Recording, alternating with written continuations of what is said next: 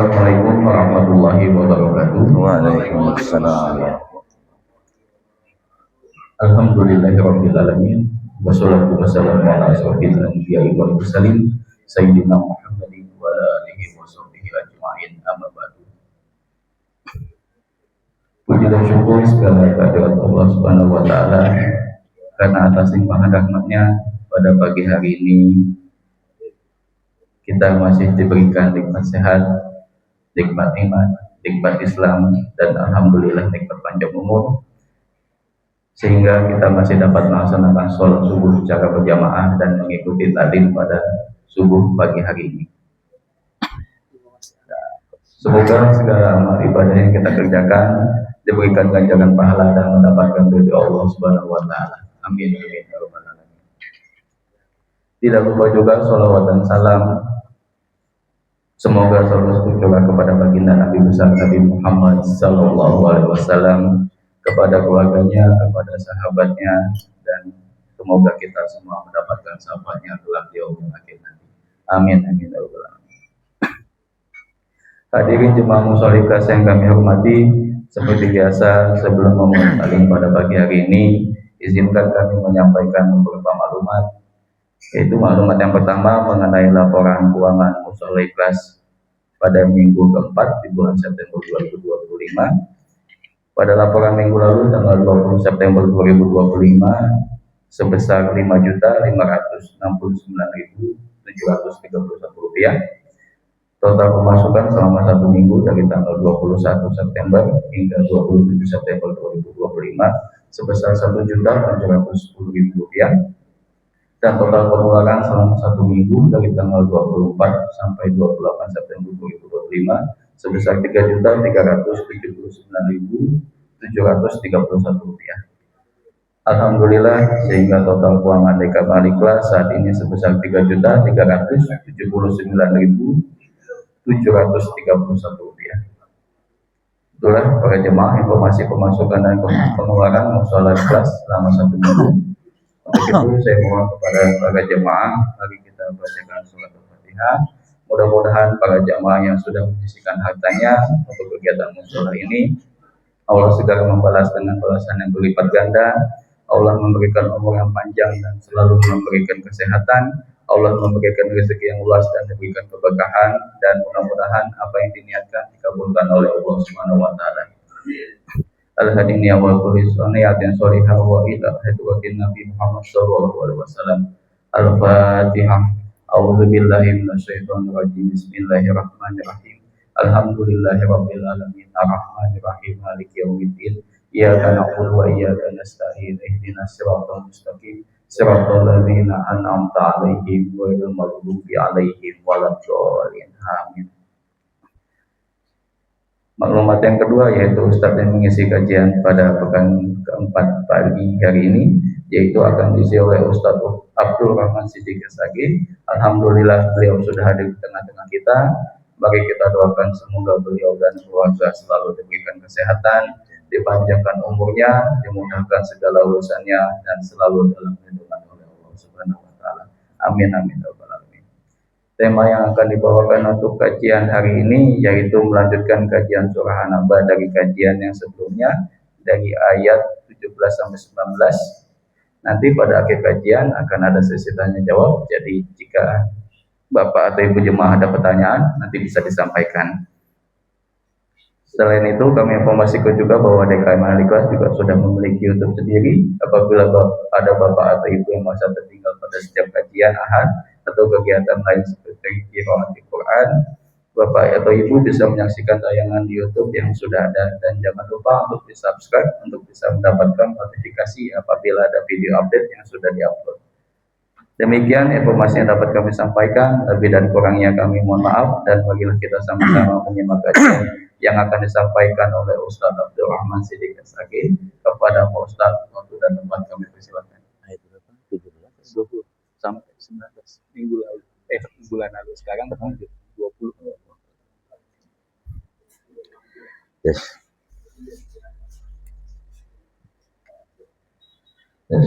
Bismillahirrahmanirrahim. Assalamualaikum warahmatullahi wabarakatuh. Assalamualaikum ya Rasulullah wa Habibullah wa Syafi'ullah wa Nurullah wa Nurul Mustafa Sayyidina wa Maulana Muhammadin sallallahu alaihi wasallam. Alhamdulillah wassalatu wassalamu ala Rasulillah wa ala alihi wa sahbihi wa mawala amma ba'du. Ketua DKM Masjid Al-Ikhlas beserta jemaah Masjid Al-Ikhlas sedang salat subuh ma'a kajian subuh yang berbahagia. Kalau kita sering mendengar, biasanya dilanjutkan dengan jamaah rahimakumullah, yaitu jamaah yang pagi hari ini mendapat limpahan kasih sayang Allah Subhanahu wa ta'ala. Dan limpahan kasih sayang Allah itu saat ini kita bisa rasakan nikmatnya. Pertama, nikmat hari ini kita berkumpul dalam keadaan sehat walafiat ya. Dan alhamdulillah jemaah Al-Ikhlas untuk tetap konsisten, dan dalam bahasa Al-Qur'an disebut istiqomah.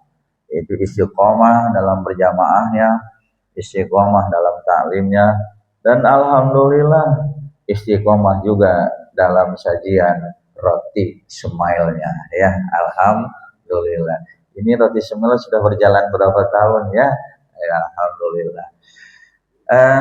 Baik Bapak Ibu yang dirahmati Allah Subhanahu wa taala, yuk kita lanjutkan kajian, tidak berpanjang kalam. Kita lanjutkan kajian sampai ke masih surat An-Naba. Kali ini ayat 20. Kita baca seperti biasa, Bapak Ibu ikutin saya bil barakatil Quran. Biar Quran nanti insya Allah kenal kita sudah pasti kenal Al-Quran.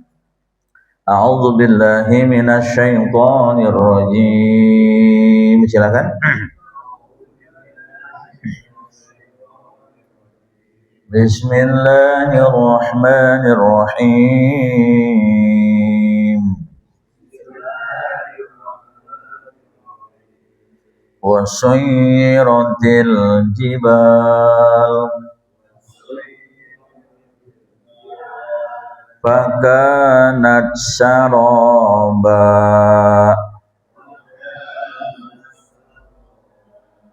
inna jahannam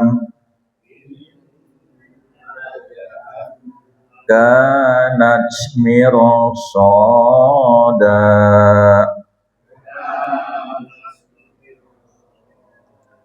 littagin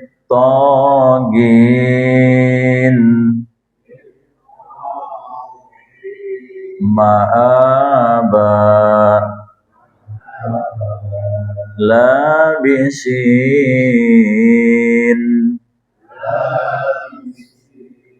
fiha ahqaba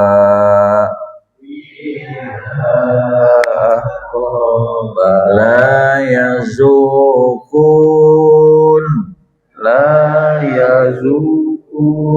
fiha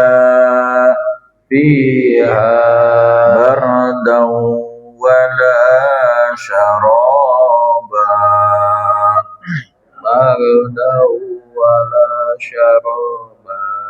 illa hamima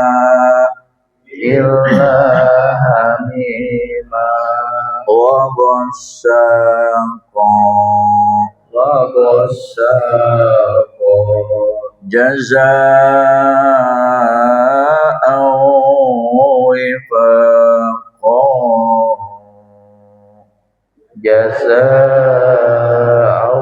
wifaqa innahu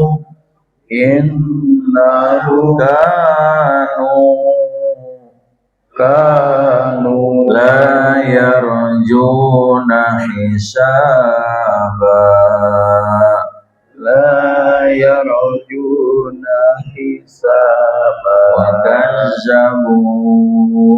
wa kazzabu bi ayatina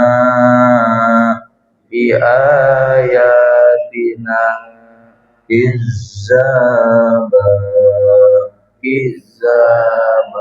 wa kulla syai' وكل شيء ahsaynahu kitaba أحصيناه كتابا فذوقوا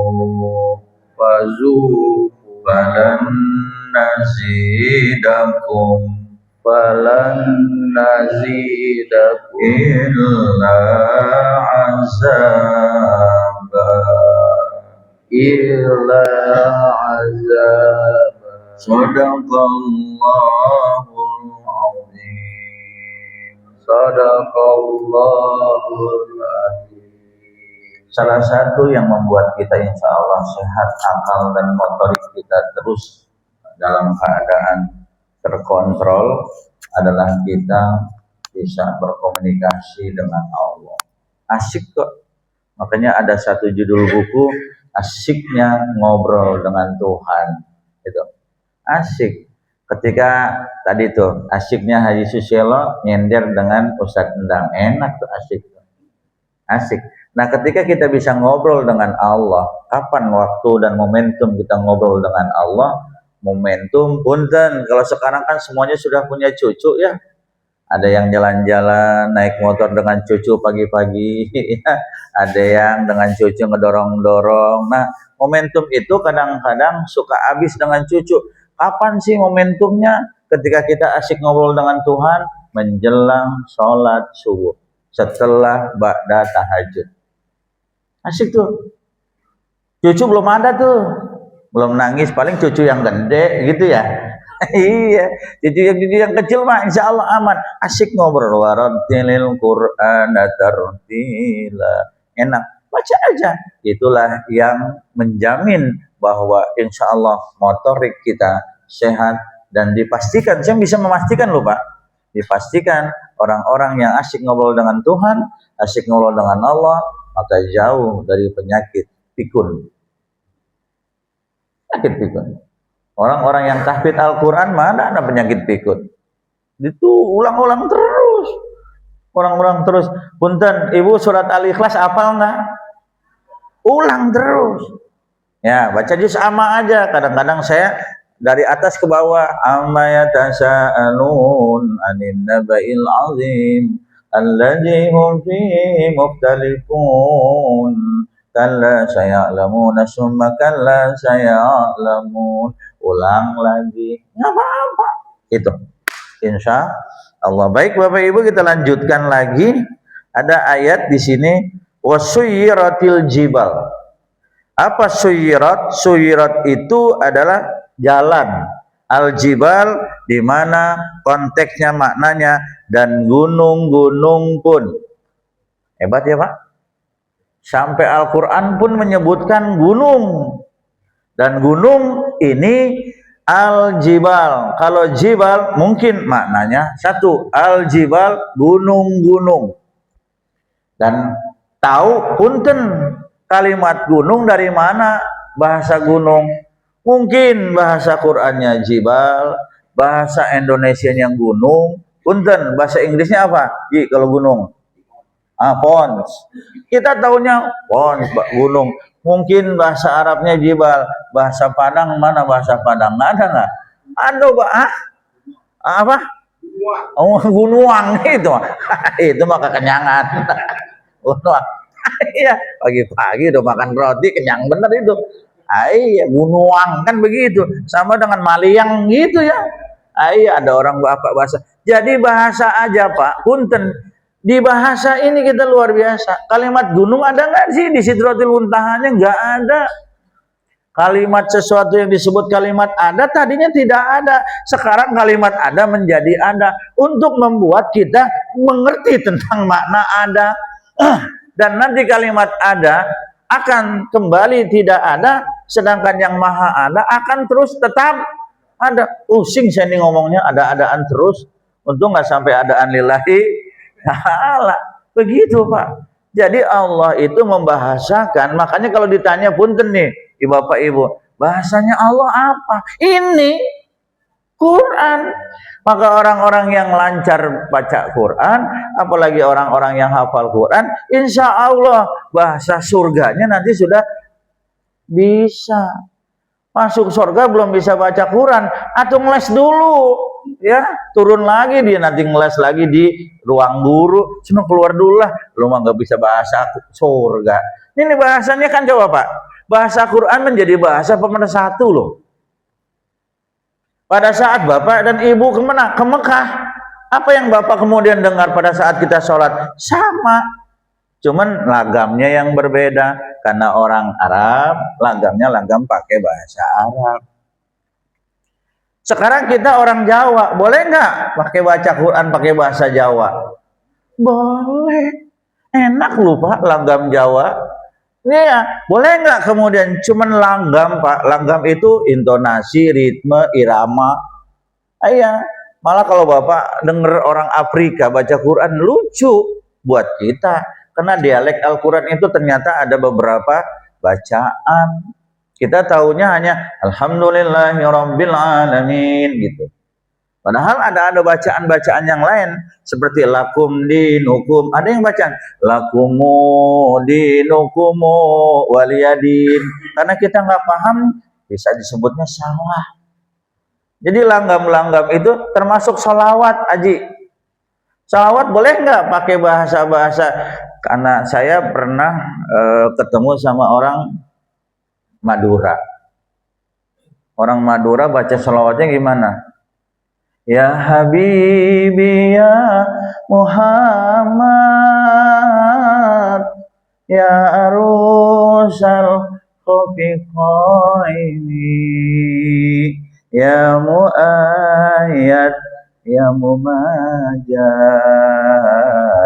ya Imamal. Saya dengerin kayaknya lagunya lagu dangdut ini ya. Saya cari-cari, oh ternyata dia pakai imamnya ala Imam S. Arifin itu Pak. Anak yang ada padamu, jangan kau sia-siakan. Janda, judulnya janda ini. Janda bisa masuk sholawat. Enggak apa-apa, saya bilang, waduh kebetulan ente orang Madura. Iya, di Madura itu bacaannya. Asik kan tapi enak juga ya. Coba diulang-ulang. Ya Habibi ya Muhammad ya Arusal Khofiqaini ya Mu'ayyad ya Mumajad ya Imamal. Wah, kalau kiblat ini kenceng, memang mananya janda sih ini mah ya. Iya, bener Pak. Sampai ke orang Cina pakainya lagu Jet Li. Itu ada. Kita ke Cina jadi lagu Jet Li gimana tuh? Wong Peng Hung itu ada. Ada. Sampai lagi kemana? Kuci-kuci kotahe bisa dilaguin nggak apa-apa. Malah yang hebat lagi Pak. Ustaz Endang tuh yang tahu lagu ya. Yang begini nih. Ya Rasulullah salamun alaik. Ya Rafi'asa niwadaraji. At-fataya jiratal alamin. Ya uhailal judi wal karomi. Lai aku jarang dibelai jablay lagi. Jangan-jangan kayak Reja nih. Iya boleh langgam nggak apa-apa. Mungkin kalau orang Padang mah kita tanya ya sama Datuk Maringgi, Haji Amroji, Nebaroji, apal itu lagu-lagu Padang ya dan sebagainya. Nggak apa-apa, itu namanya apa budaya Pak. Jangan kita paksain budaya Indonesia pakai lagu Arab boleh masuk, lagu Jawa boleh masuk. Indahnya kultur ketika kemudian kita pakai budaya. Makanya makna al-jibal itu sesungguhnya kalau dimaknakan di beberapa bahasa itu pasti berbeda.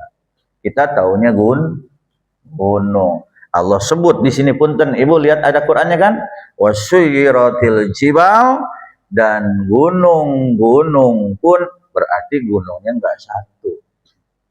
Gunungnya banyak. Yang saya tahu mah Kang, betul Kang Haji Edi, negara yang banyak dikelilingi dan dihuni oleh gunung adalah Indonesia.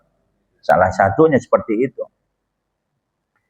Sampai saya hafal nama-nama gunung karena saya pernah tinggal di Perum. Ada Gunung Papandayan, Gunung Salak, Pangrango, Gunung Karang, Gunung Pulosari, Gunung Gede. Banyak karena saya dulu kalau di Perum 1, Bu, ini babnya bab gunung di sini nih, dekat Malabar, Gunung Malabar. Di sini yang sebelah kanan itu babnya bab bumbu-bumbu, selada, kentang, lombok, bawang, wortel, kecipir, bayam. Iya, karena saya tinggal di sana. Bab plus ini nama burung, betet, bango, kakatua, nuri, itu Pak. Karena saya tinggalnya di sono dulu. Jadi apa? Sampai ke Kelapa Dua, nama-nama air. Pantas kalau di mana-mana banjir ya. Ano, Bedar, Dayung, apalagi Sampan lah, Layar, udah kelelep dah kita. Tapi sekarang alhamdulillah karena ada Pak Haji Marlan, jalan alhamdulillah bagus, di RW 6 juga sudah di beton, drainasenya sudah dapat lagi, di Bidar juga alhamdulillah. Jadi image bahwa di Kelapa Dua itu tempatnya laut dan banjir sudah tidak lagi karena airnya sudah sampai mengalir sampai Bengawan. Jauh bener ini ke Bengawan Sol. Dah. Ingat Pak, di sini ada kalimat pakanat. Jadi suyirat itu dijalankan. Dan gunung-gunung pun dijalankan. Berarti ada yang menjalankan, dijalankan. Motor itu sedang ada di luar, belum ada yang menjalankan. Ketika tiba-tiba Bang Desta naik motor, nah motor itu dijalankan dan dinaikkan oleh Bang Desta. Ini si gunung-gunung ini enggak tinggal diam di situ, dijalankan. Apa? Sehingga menjadi fata morgana. Jadi apa katanya? Pakanat saraba fata morgana. Fata morgana kan kadang-kadang membuat mata kita apa, Yesus? Apa ya? Bisa menipu ya. Oh, di sana kayak ada air. Kita deketin ternyata nggak ada. Nah, gunung sepertinya diam, padahal dia jalan, Pak. Kitanya aja nggak paham. Dia sedang bergerak untuk menstabilkan keadaan perputaran alam. Makanya gunung disebut pasak bumi. Ini ngomong-ngomong masih Haji Aris masih minum pasak bumi enggak ini? Iya, ayo bapak jangan minum pasak bumi lah ya, sudah mulai akhir apa adanya aja ya Bun ya. Betul Bu Haji ya, jangan dipaksain Haji Susilo, Haji Beni suruh minum pasak bumi karunya ya. Iya, nanti tenaganya pas-pasan. Nah kalau ingin bapak lebih jelas lagi, kita buka surat An-Naml. An-Naml ya Bun, buka surat An-Naml ya. Surat ke-27 ayat 88. Ini berkenaan dengan betul nggak sih itu gunung jalan atau mungkin gunung di tempat, atau kita nih yang mata kita menjadi mata yang kata Allah tadi Haji Budi, mata kita dibuat menjadi mata fata morgana. Terlihat seperti dia padahal jalan. Terlihat seperti di sana ada air, ternyata memang nggak ada. Semakin kita deketin, kok airnya semakin jauh. Semakin jauh. Makanya Bu Haji Edi, gunung itu ada istilah begini. Lo mah cakep-cakep, tapi cakepnya kayak gunung. Dari jauh bagus, dari dekat waduh. Nah iya, ya itu ada. Dari jauh bung, menor bener. Begitu dekat mencak silat ini ya Bu ya. Dah, lihat surat apa tadi Bun? An-Naml. An-Naml ayat 88, surat ke-27. Nah, Bang Desta, dibaca maknanya aja ya, menyingkat waktu. Engkau akan melihat gunung yang kau tidak tetap di tempatnya, padahal dia berjalan seperti jalan awan. Titik. Lanjut. Terus itulah. Demikianlah penciptaan Allah menjadi segala sesuatu dengan sempurna. Sesungguhnya dia memiliki peradaban. Ada kalimat watarol jibal juga. Jadi gunung-gunung kata Allah tahsabuha jamidah. Apa itu? Gunung-gunung yang kamu mengira bahwa dia itu di tempat diam, tidak, padahal dia jalan. Apa kata Allah? Dia berjalan seperti jalannya awan. Punten. Ini Allah luar biasa loh. Makanya kata Allah tuh, kemarin saya dapat informasi dari Haji Bang Roji itu. Sudah kemana-mana keliling Indonesia, sebentar di sini, sebentar. Memang diperintahkan begitu. Kita tinggal lihat aja. Kadang-kadang dia lagi naik onta pakai anak panah. Nggak ngerti dia nih ya, apakah anak panah yang bisa dibawa atau beneran kan gitu ya. Subhanallah, kata Allah jalan sana ke muka bumi. Diperintahkan oleh Allah untuk jalan. Al-Muluk itu mengatakan, maka ketika kalian dalam keadaan sehat, jalanlah. Ketika kemudian kalian jalan, jangan diam. Lihat hikmahnya, ambil manfaatnya. Oh iya. Pertanyaannya sekali-kali lah, Al-Ikhlas bisa jalan-jalan, penutupan, begitu. Iya enggak sih? Ya on. Iyalah kita jalan-jalan ya. Teman saya khawatir kalau Al-Ikhlas jalan-jalan semuanya, jemaahnya kita tutup di depan masjid itu ada pengumuman sementara musola libur. Ah ini kacau. kacau. Kenapa jemaahnya jalan-jalan semua? Apa katanya di sini ada ya, Bandera? Gunung-gunung yang engkau kira di tempatnya, padahal dia berjalan. Tapi jalannya seperti apa gunung? Wallahu a'lam. Sok, Bapak kalau untuk lebih mantep lagi, ntar kalau lihat ada awan itu berjalan. Berjalannya awan itu tidak mungkin jalan sendiri kalau tidak dihembus dengan angin.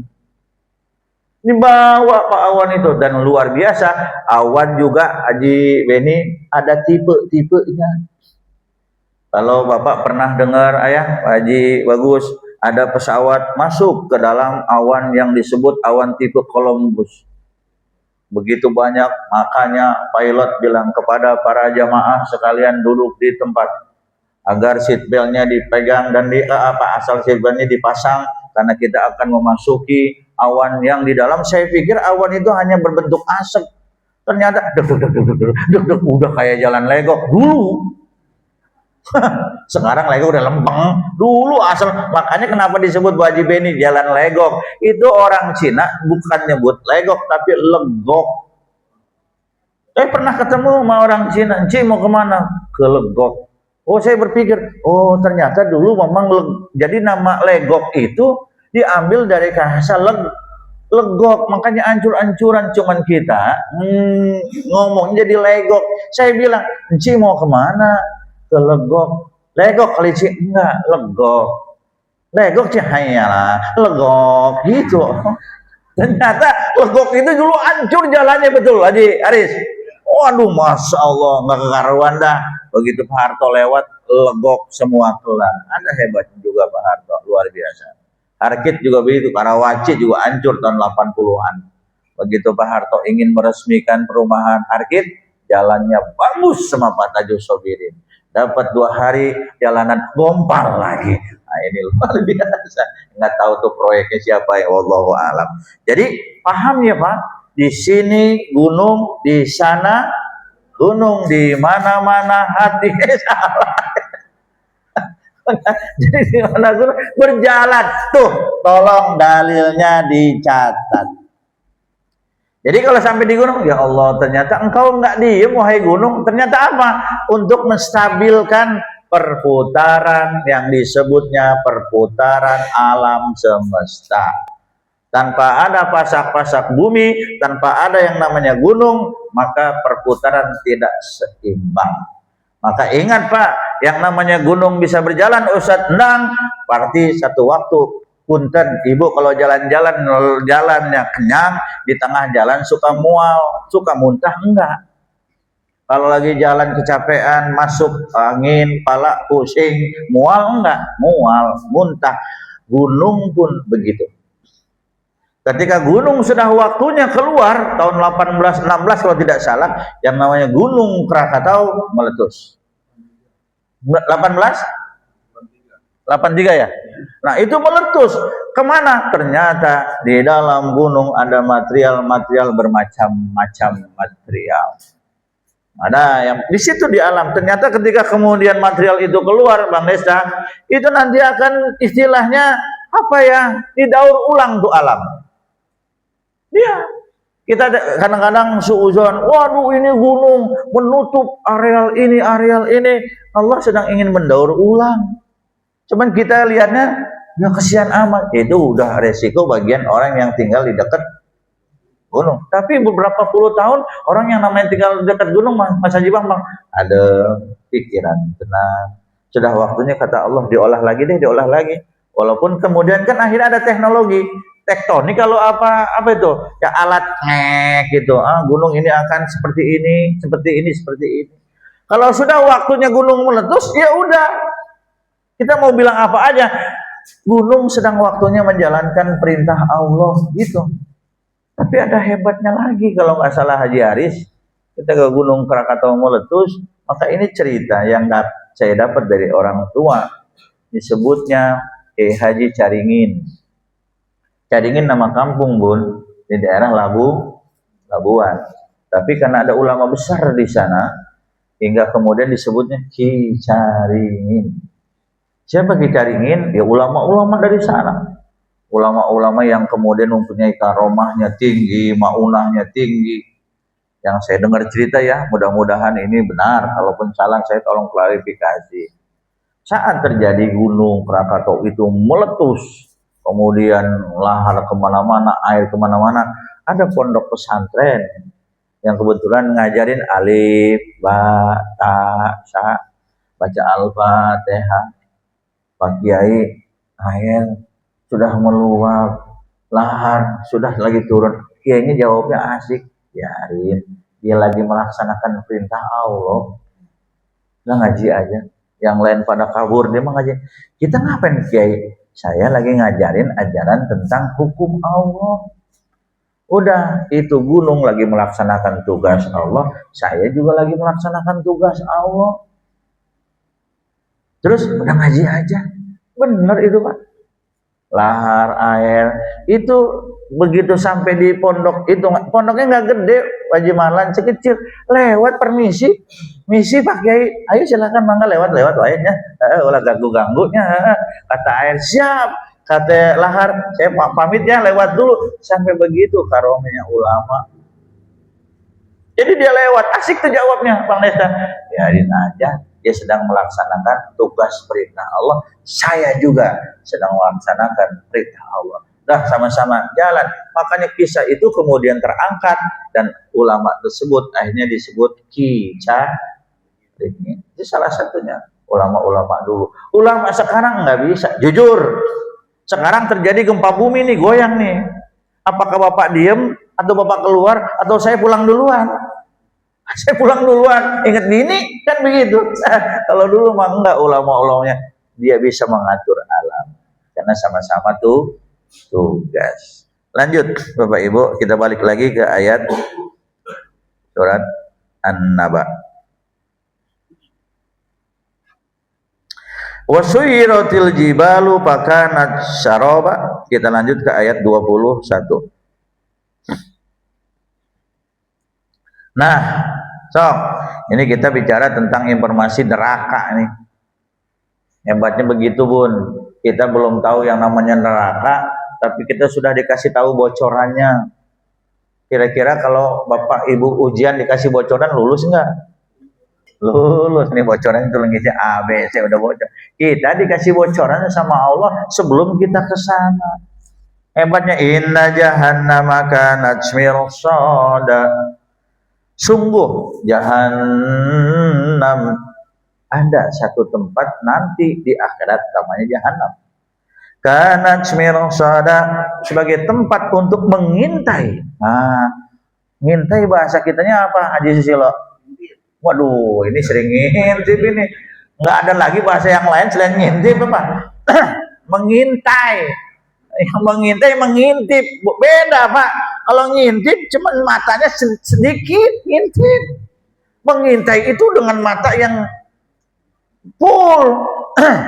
Makanya bener nggak sih Bu cerita ada orang pas bintitan di mata di bawah.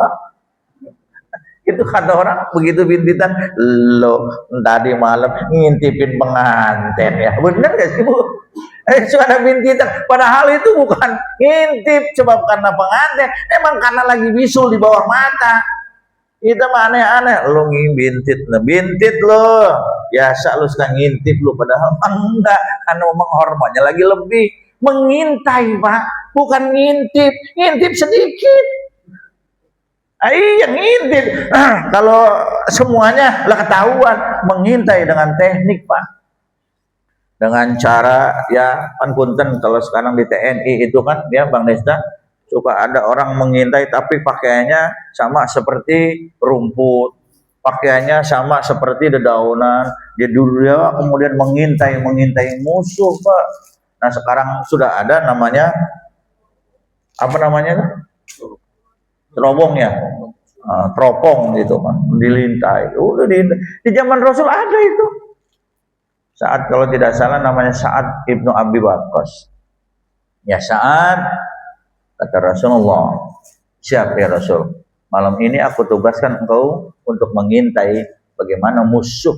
Saya dengar sudah akan datang hari ini atau mungkin malam ini ke Madinah. Bawa beberapa orang. Ada apa?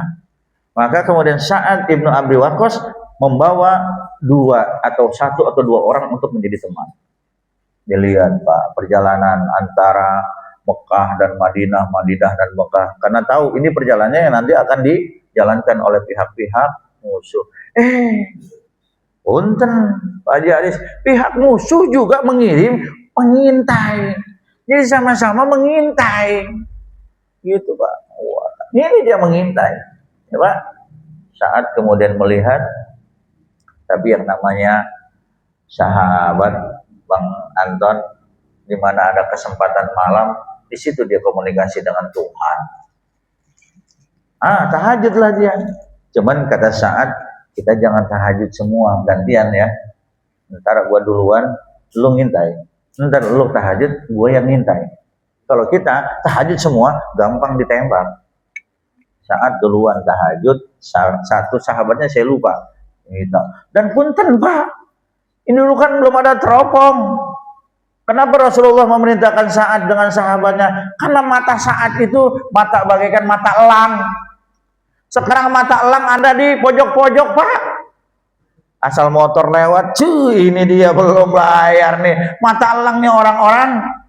Maaf orang-orang NTB, NTT itu Pak. Wah, hebat itu mata elang. Ternyata mata elang bukan hanya ada dulu, sekarang mata elang-elang juga ada. Kelihatan ada plat nomor yang belum bayar kredit 4 bulan dikejar Pak. Ada mata elang. Tuh kalau Bapak naik di jalan tol sebelah kiri kumpul si elang-elang semua itu. Matanya mantep. Kenapa Rasulullah memerintahkan Sa'ad? Karena Sa'ad matanya masih bagus. Dalam jarak sekian radius kilometer bisa kelihatan bagaimana pergerakan musuh. Sahabat. Tapi yang terjadi apa Pak Haji Beni? Saya sholat dulu lah, ente ngintai. Ketika saat sedang sholat, di sana ada juga musuh mengintai, melihat, tapi ngendep-ngendep. Kata musuh, itu pengintai Muslim. Yang satu bilang, itu bukan. Itu pohon kelapa atau pohon kurma. Yang satu bilang kita tes dulu.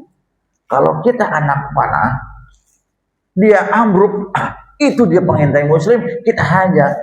Saat sholat Pak. Betul Pak, di anak panah kena Pak, sekitar jantung. Bluk.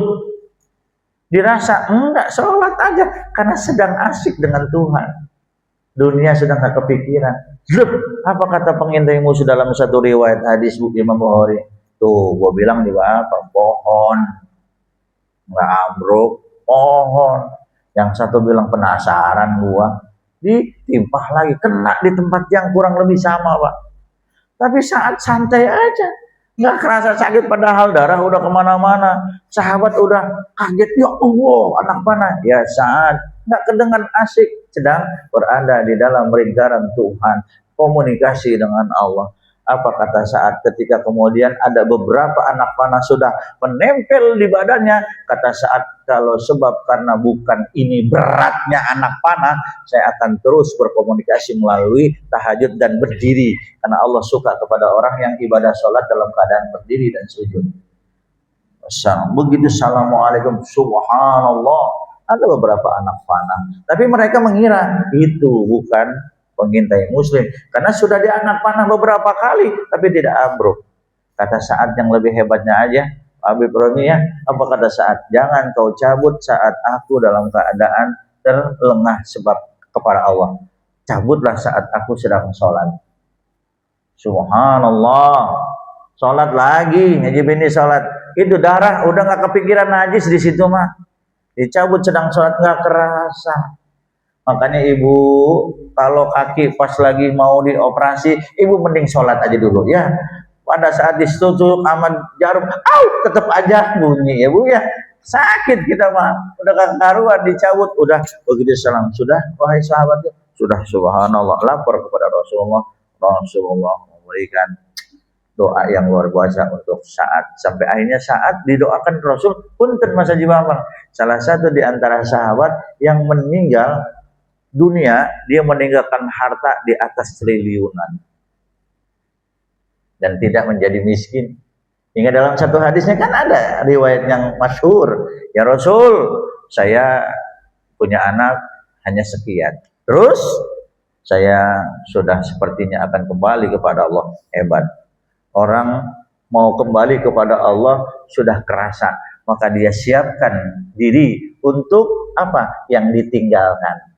Terus aku ingin menitipkan semua hartaku untuk Allah dan Rasulnya. Kata Rasul, nggak boleh. Buat dakwah nggak boleh. Kata Rasul. Jadi setengahnya ya Rasul. Bayangin Pak, harta mau dikasih untuk Allah dan Rasulnya, Rasul bilang belum boleh. Setengahnya ya Rasul, kalau udah 1 miliar, setengahnya 500 juta misalnya. Kata Rasul, belum boleh. Sepertiga baru boleh. Kenapa ya Rasul? Kamu punya keturunan. Jangan keturunanmu saat kamu tinggalkan dengan kekayaan menjadi miskin dan menjadi peminta-minta. Jadi harta yang kemudian Bapak punya untuk agama semua, nggak boleh. Untuk setengah, walaupun Bapak kaya, nggak boleh. Artinya apa? Pak Haji Bagus di sini, Kang Haji Edi, Pak Haji Malan, semuanya Bapak rahimahumullah. Artinya apa? Di sini persiapkan ketika Bapak dan Ibu punya harta banyak, persiapkan sebelum Bapak kembali kepada Allah. Itu agar nanti pada saat Bapak kembali kepada Allah, urusan nanti harta jangan menjadi urusan polemik, ribut antar anak kita dengan kita. Antar anak mungkin gak ribut, antar mantu kadang-kadang ngomporin, kegasnya kencang bener, pakai PGN lagi, belum. Bang, abang kan punya peninggalan emak, kok abang diem aja? Yang satu, pertahankan peninggalan emak, jangan dijual. Yang ribut kadang-kadang mantu-mantunya. Anak dengan anak aman. Makanya di sini Pak, hukum waris menjadi wajib ketika Bapak yang punya harta sudah mulai tulis-tulis ketika harta itu banyak. Saya khawatir Pak, karena kita bukan seperti sahabat yang ketika mau meninggal kita sudah tahu ciri kita akan pulang. Kadang-kadang ada orang yang lagi duduk Pak, makan roti meninggal. Ada, karena kepeselek belum minum air gitu Pak. Ada orang yang lagi jalan tahu-tahu stroke meninggal. Makanya itulah berlaku hukum waris. Allah Maha tahu berapa banyak orang yang kaya meninggal mendadak, hukum waris yang dimajukan. Tapi sebelum Bapak meninggal, Bapak sudah atur-atur harta waris Bapak, maka hukum waris juga nggak berlaku. Semasa hidup Bapak udah hitung-hitung, anak pertama ini, anak kedua ini, anak ketiga ini, semuanya sudah dibagi rata. Dan ketika Bapak punya harta, Bapak bagi rata. itu nggak masalah. Tapi ketika bapak sudah meninggal, ibu meninggal, ketika tidak ada omongan tentang harta waris, maka yang berlaku persentase. Anak laki-laki 2, anak perempuan 1, istri yang ditinggalkan oleh suami sekian persen, suami yang ditinggal sekian persen, orang tua sekian persen, saudara udah berlaku persentase. Tapi kalau bapak masih hidup, ngasih anak-anaknya semua dalam keadaan adil, tanpa persentase, karena yang punya hartanya masih hidup. Nih sudah ya, kakak ini, dedek adik ini, teteh ini, udah semuanya dibagi rata, jangan pada ribut. Ntar kalau bapak nggak ada umur, ini rumah masih ada emak, jangan pada dijual, biarkan emak. Walaupun kalian tetap nanti punya hak di rumah ini, ayah udah ngasih kalian tuh harta-harta ayah. Ayah mau ngapain sih? Ayah persiapan, siapa tahu ayah nggak ada umur. Itu cakep Pak. Am kuntum syuhada id hadara Yaqub al maut. Ketika Nabi Allah Yakub dalam keadaan mau meninggal, dipanggil anak-anak, ditanya, siapa Tuhanmu? Allah. Siapa Tuhanmu? Allah. Apakah nanti ayah kalau udah meninggal kalian akan meninggalkan Allah? Tidak ya Allah, ya ayah. Apakah kalian akan meninggalkan sholat? Tidak ya ayah. Apakah kalian akan meninggalkan agama ayah? Tidak ayah. Ya udah, kalau udah begitu, udah asik nih harta kalian begini-gini. Nabi Yakub pun akhirnya wafat. Jadi yang ditinggalkan bukan hanya harta, tapi apa? Komitmen dalam beragama. Karena apa? Karena kalau kalian sekarang berbeda agama dengan ayah, besok ayah tidak bisa menolong kamu di akhirat. Jadi seperti itu Bapak Ibu rahimakumullah. Ketika hukum waris berlaku, karena banyak orang yang kaya mati belum mempersiapkan diri. Tapi kalau yang udah meninggal itu udah apa katanya? Ini emak masih ada. Ini wasiat ayah ya. Kalau besok ayah nggak ada umur, emak biar tinggal di sini dulu.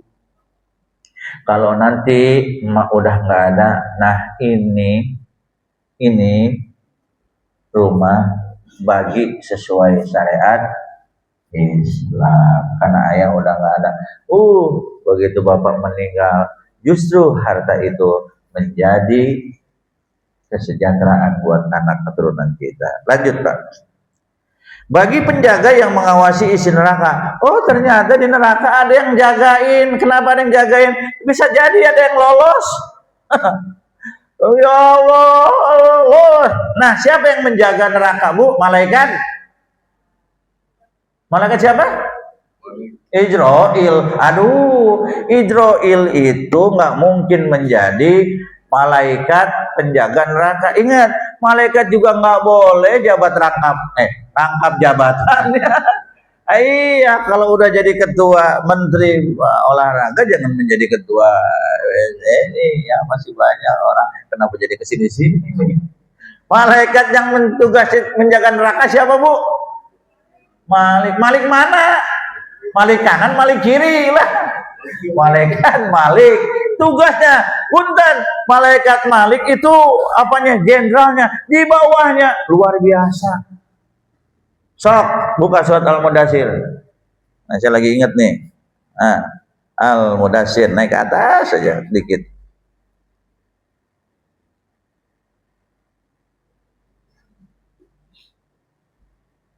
Oh, ini panjang ayatnya nih Bang Nista. Sok baca artinya Ibu, surah Al-Mudathir ayat 31 Haji Sus. Satu lagi. Sok baca artinya, bismillah. Enggak, Bang Nista. Kami tidak menjadikan para penjaga neraka kecuali para malaikat, dan kami tidak menentukan bilangan mereka itu kecuali sebagai cobaan bagi orang-orang kafir. Yang demikian itu agar orang-orang yang diberikan kitab menjadi yakin, orang yang beriman bertambah imannya, orang-orang yang diberi kitab dan orang-orang mukmin itu tidak ragu-ragu, serta orang-orang yang di dalam hatinya ada penyakit. Dan orang-orang kafir berkata, apakah yang dikehendaki Allah dengan bilangan ini sebagai suatu perumpamaan? Demikianlah Allah membiarkan sesat orang-orang yang Dia kehendaki berdasarkan kecondongan dan pilihan mereka sendiri, dan memberi petunjuk kepada orang-orang yang Dia kehendaki berdasarkan kesiapan mereka untuk menerima petunjuk.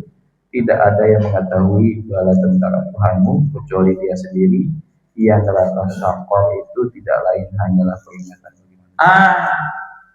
Ini informasi datang dari Allah kepada orang-orang kafir, Pak, yang tidak percaya dengan yang namanya neraka. Gua akan hidup di dunia cuma sekali. Kalau gua mati udah selesai urusannya. Gua akan kembali kepada alam. Trisbiantoro meninggal dibakar, abunya diurungkan di lautan. Dia ingin menyatu dengan alam.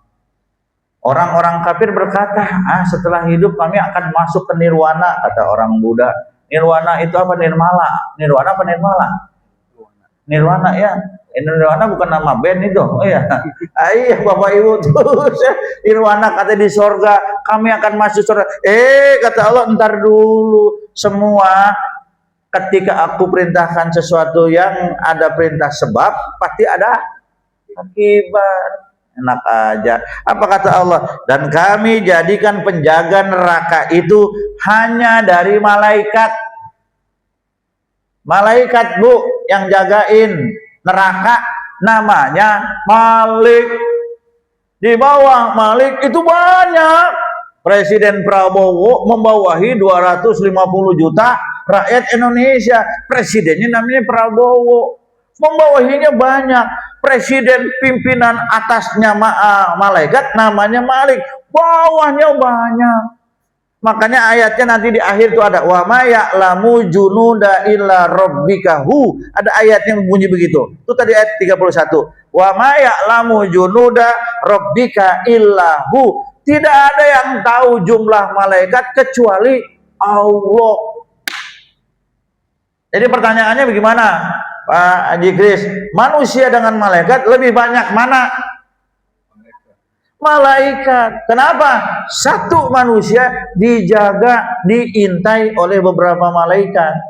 Malaikat yang di depan, malaikat yang di belakang, kanan, kiri, lahu mu'aqibatum min baini yadayhi wa min khalfahu min selanjutnya ya Pak, apa katanya?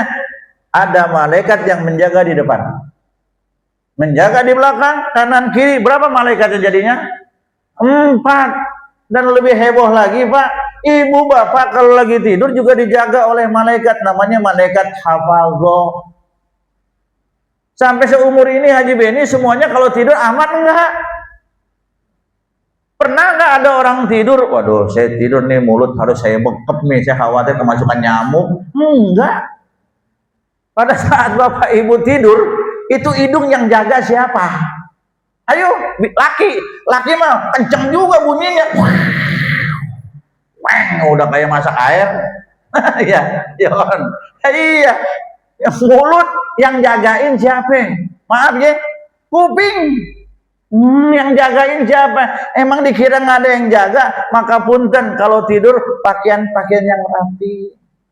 Karena yang jagain malaikat. Khawatir ibu perpakaiannya nepsong, malaikatnya nggak mau pulang lagi lah, repot. Iya, baca doa dulu, begitu bangun, alhamdulillahi ahyana.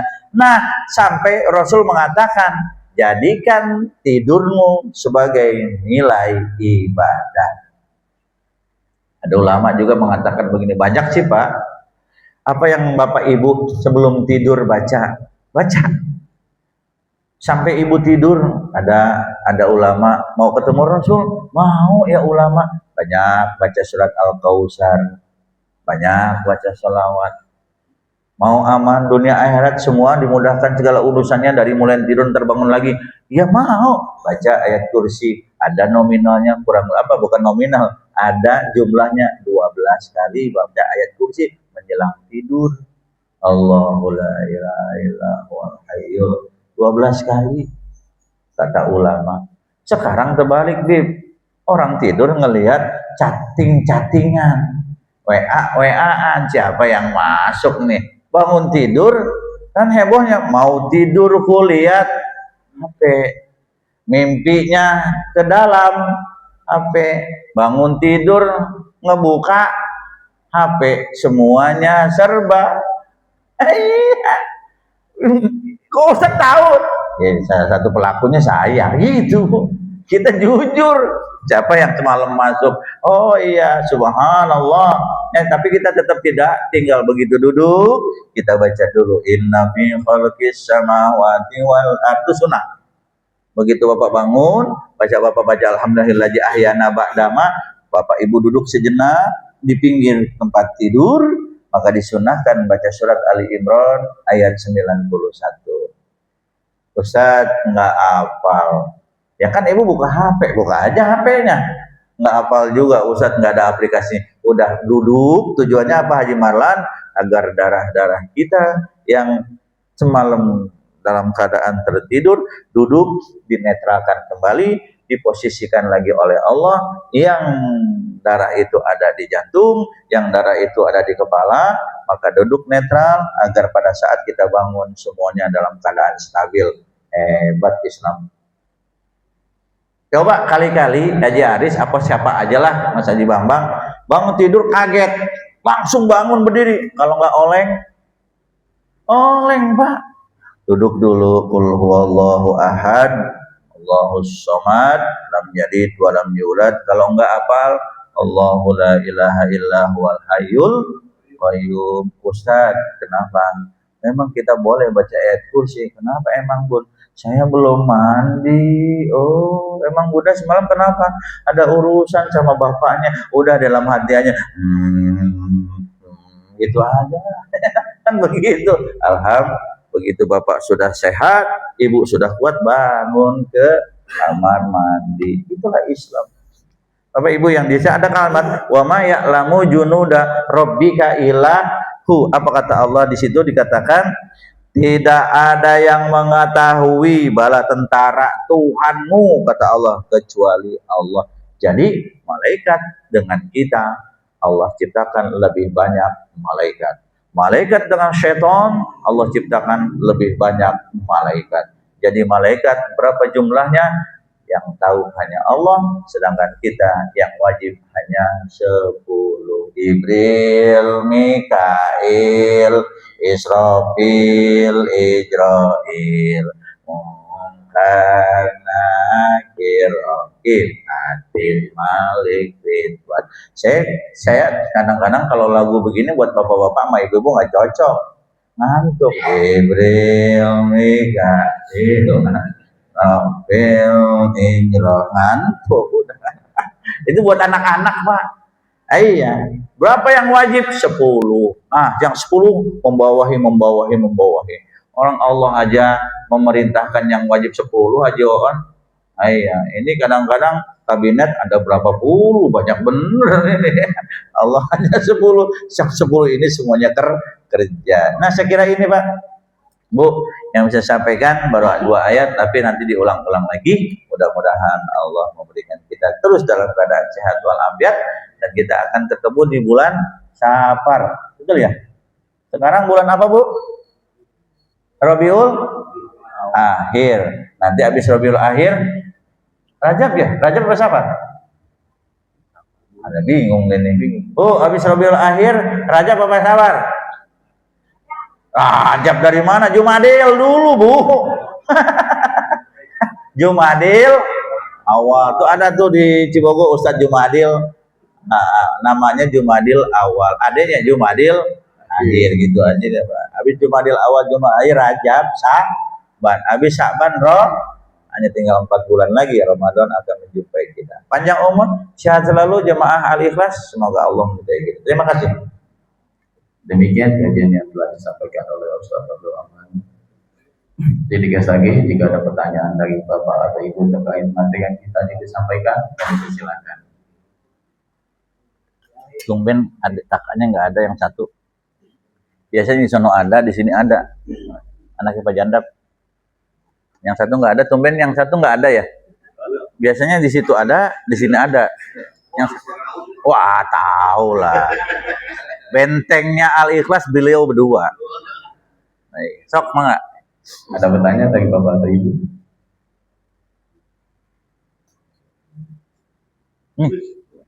Mangga.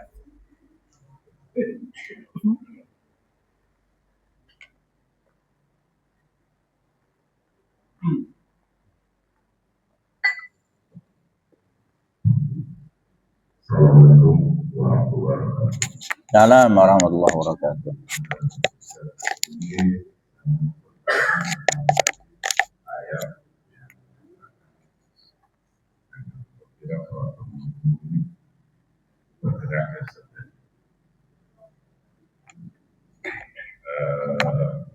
Kalau misalnya saya memposisikan ayat ini sebagai ayat mutasabbihat ya saja. Kebetulan ada beberapa teori ya, dari para ahli ibarat itu tentang lempeng tektonik. Apa, Kang? Lempeng tektonik. Lempeng.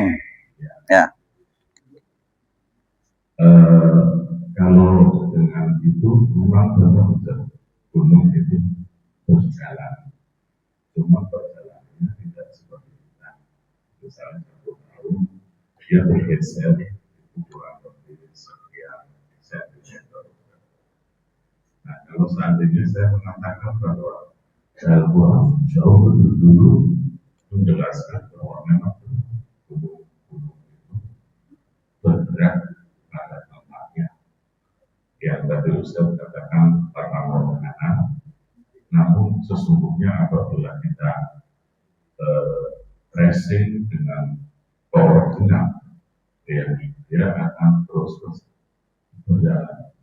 Seperti halnya antara Kalimantan dan Jawa itu ternyata ada pergerakan untuk menjadi satu dari penelitian mereka.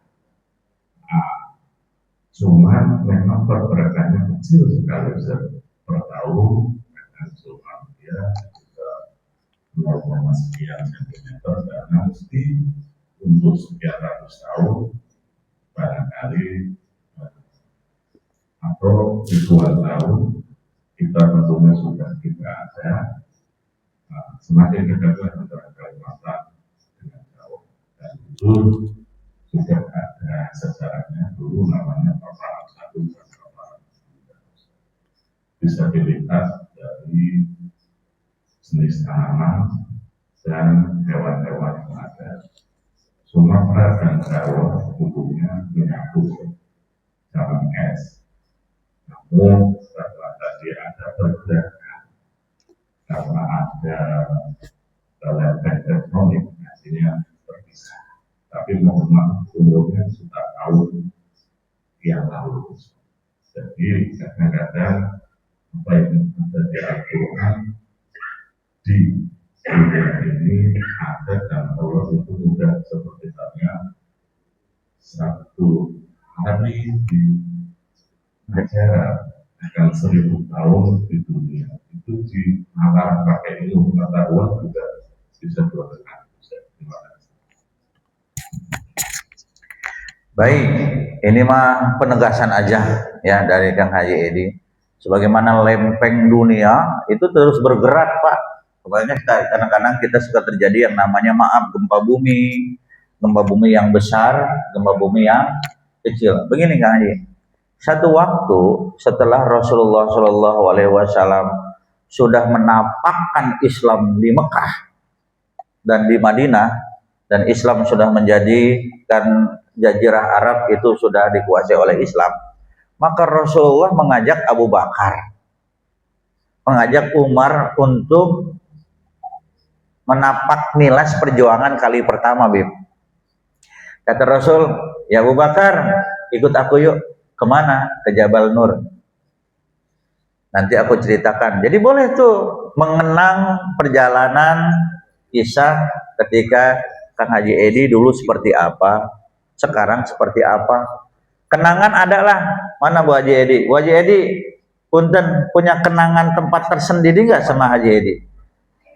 Gitu. Nah, kenangan itu ada, jalan di sini dulu begini. Itu Rasulullah juga punya kenangan. Apa kata Rasulullah? Abu Bakar ikut yuk. Kemana? Kali pertama ketika aku berkholwat.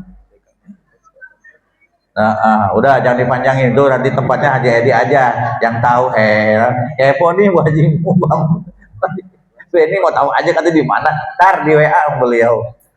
Nah, apa yang terjadi Kang Haji Edi? Ini pembuktian bahwa gunung itu berjalan. Gunung itu mempunyai aktivitas apa itu? Aktivitas berjalan. Saat beliau ada di atas, tiba-tiba di Jabal Nur gunung goyang. Dalam beberapa riwayat, gunung goyang. Gunung goyang, kata Rasul, ya Jabal Nur, aku yang datang. Saksikan oleh engkau, aku bawa 2 sahabat, Abu Bakar As-Siddiq yang akan menjadi syuhada Allah, Umar yang akan menjadi syuhada Allah. Abu Bakar, Umarnya masih hidup, Rasul sudah menginformasikan, ini 2 orang sahabatku, tolong kamu saksikan, wahai Jabal Nur, ini 2 orang sahabatku, kelak akan kembali kepada Allah dengan gelar syuhada. Kau saksikan ya, maka jangan goyang, aku yang datang. Tadinya goyang Pak, akhirnya tuh gunung punten Bu, diem. Nah di sini kemudian ada ulama yang akhirnya menafsirkan, ulama kita tuh hebat, pinter. Rasulnya kan sekarang nggak ada, ya kan?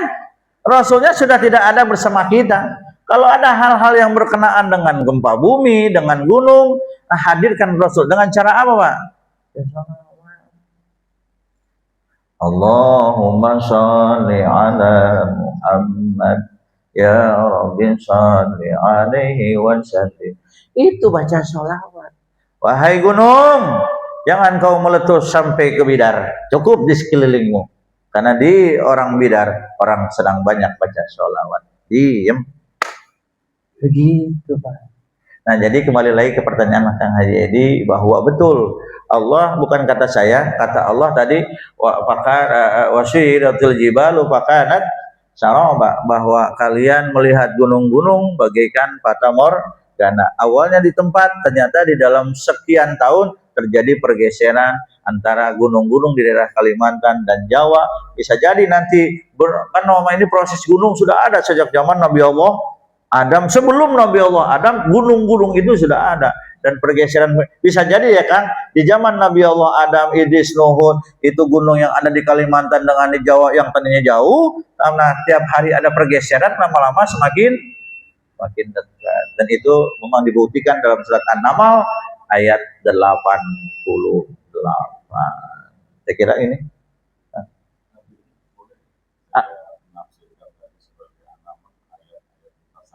bisa.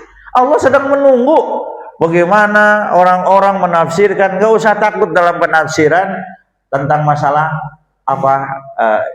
ilmu alam, karena beliau menafsirkan hal seperti itu, ilmu alamnya memang sudah punya.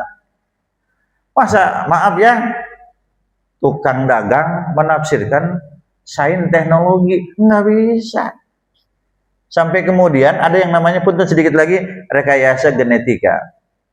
Sekarang mulai terjawab Bun, mulai terjawab kenapa Maryam bisa hamil tanpa hubungan badan. Mulai sekarang setelah teknologi itu ada, dan sekarang kita melihat Kang, dan orang yang kemudian memberikan penafsiran tentang, oh ternyata di dalam perempuan itu ada rahim, di rahim ada sel telur. Sel telur ini pun bisa dibuahi tanpa harus membuahi secara prosedural, yaitu hubungan badan. Ketemu ternyata sel telur ketika dibuahi oleh asupan-asupan makanan, atau mungkin ada hal-hal yang berkenaan dari luar ke dalam, ternyata sel telur bisa berkembang biak. Dan ternyata setelah bisa berkembang biak, memang perempuan bisa hamil tanpa harus digauli. Ternyata ada binatang bisa mengembangkan biaknya tanpa harus berhubungan dengan pasangannya. Dengan cara apa berkembang biak? Dengan potensi alam yang ada di sekitarnya. Malah nanti Bu, punten Bu, akan ditemukan teknologi yang lebih canggih lagi aja Aris. Perempuan setelah ada rekayasa genetika bisa hamil tanpa hubungan, tahun 2030 sudah dekat, tapi ada mengatakan 2050 perempuan hanya dicolek bersentuhan langsung hamil. Itu hati-hati ya. Jadi boleh kan, silakan, Allah sedang menunggu bagaimana orang-orang yang pinter di dalam ilmunya bisa menafsirkan melalui ayat mutasabih. Hati-hati Pak Beni ya, Bu Beni awas, baru dicolek langsung Bu Beni hamil. Cucunya bingung, entar, mak ini siapa? Ini om lu. Gitu. Terima kasih, saya kira itu. Terima kasih untuk Bapak Ibu sekalian. Untuk menutup majelis ini, mohon izin doanya Pak Ustaz untuk menutup majelis.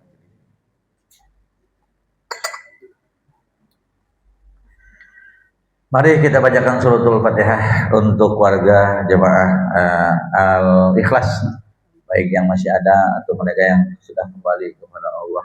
Kita doakan juga tuh Haji Norman ya.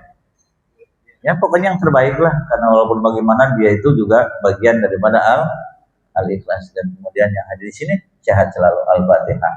A'udzubillahi minasyaitonirrajim. Bismillahirrahmanirrahim. Alhamdulillahirabbil alamin arrahmanir rahim maliki yaumiddin.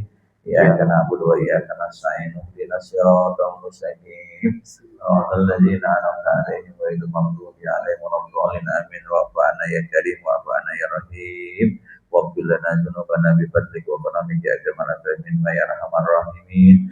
Rabbi zidni ilman warzuqni fahma. Allahumma 'allimul kitab wa bil haqqi anzalna wa bil haqqi najal. Rabbana atina fid dunya hasanah wa fil akhirati hasanah wa qina adzabannar. Walhamdulillahirabbil alamin. Terima kasih. Assalamualaikum warahmatullahi wabarakatuh. Terima kasih untuk hadirin Bapak Ibu sekalian. Sebelum menutup majelis ini, mari kita berdoa sama-sama. Doa kafaratul majelis. Subhanallahumma wa bihamdika asyhadu an la ilaha illa anta astaghfiruka wa atubu ilaik. Wassalamualaikum warahmatullahi wabarakatuh.